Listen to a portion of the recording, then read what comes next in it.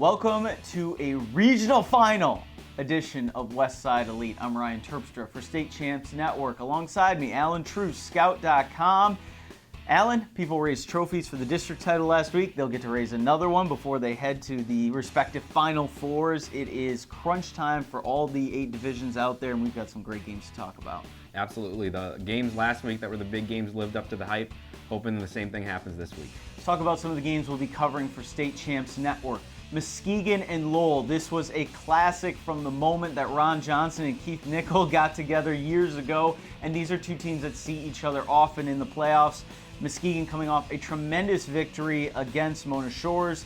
Lowell waiting for them because this is really going to determine, I think, one team that could certainly head to Ford Field if they can get past Walled Lake Western, who they might see in the semifinals. But this is a classic matchup between two very, very talented schools. Absolutely, and we said last week that the Mona Shores Muskegon winner might be a favorite to get to Ford Field. Certainly, I think the winner of this game, as you say, sets up for a nice path towards Ford Field, but it's going to be a tough one for both sides. A little bit of a different Lowell team this year than maybe Muskegon's seen in the past. They can throw the football a little more than they have in years past. Gabe Steed, a big-time playmaker. Muskegon contained Mona Shores receivers last week. They're going to have to do the same thing with Steed this week in order for them to win. It's going to be a tough one having to go on the road and play in a game like this, but whoever earns this victory certainly will have an inside track at trying to get to Ford Field. Moving on down, we'll go to Division 3, where we will be covering St. Joseph at Coldwater. Now, we've been inundated by Coldwater fans to make sure to get them on the statewide show. Here's your opportunity. St. Joe really caught our eye with their win against Portage Central.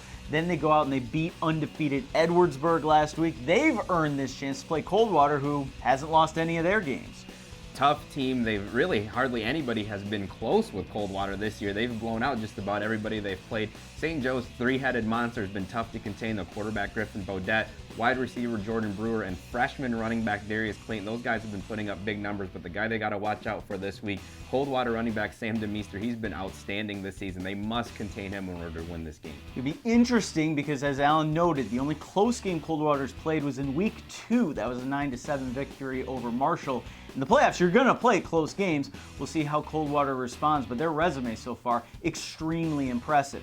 Speaking of impressive, Zeeland West. They look dominant once again, but they will face an impressive opponent that tries to mirror what they do, Hudsonville Unity Christian, in an upset some people didn't see coming, beating Grand Rapids Catholic Central. Hudsonville runs a similar style offense to Zeeland West, two wing T teams going at it, Alan. Yep, and Unity should be coming in, as you mentioned, on a high after winning that really tight game against Catholic Central. When these two teams played in the regular season, it wasn't close. Zeeland West put a big whooping on them, but they get a second look at that wing tee. They get to prepare for it a second time. I think that'll help them make this a more competitive game. Well, also Unity really playing with house money at this point, and that can't be minimalized because it was just a great win for them against Catholic Central, a real program-building win, their first ever district title, and now they get a shot at the big dogs in Zeeland West. Moving back down, one of the best games that we saw in last week's coverage happened in Division 6. Montague taking it all the way to the end. They fall to Grand Rapids Northpoint Christian, who now gets Constantine, an interesting team. Started off the season scuffling. Saugatuck beat them. They lost to the likes of Waterville Elite. They lost to Schoolcraft, and then they get into the playoffs, Alan. They beat Schoolcraft. They beat Waterville Elite, and now they're facing Grand Rapids Northpoint Christian. Yeah, Northpointe gets to see a little bit of a different offense this week. They had the wide-open offense of Montague last week. This week they have Constantine, who maybe grinds it out a little more, but still scores a lot of points as they showed against Waterville Elite. Their quarterback, Matt Hasbrook. Last week, Northpointe had to deal with Jacob Buckberger from Montague. They did a solid job, even though they won the game. He ended up making some big plays. So this week they have to deal with Matt Hasbrook from Constantine, who's had an outstanding season, had a big performance last week, and how they contain him will be a big factor in whether or not Northpointe moves on this week. You can watch all the playoff action Sunday, 9 a.m.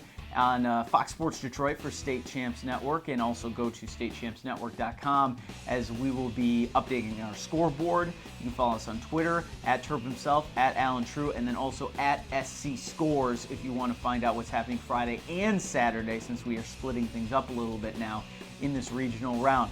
Alan and I will be back next week to look at the semifinals as West Michigan teams continue to move on. We will have some guaranteed players in that round of the tournament, and can't wait to talk about it. But for now, thanks for watching Westside Elite, and thanks for the download.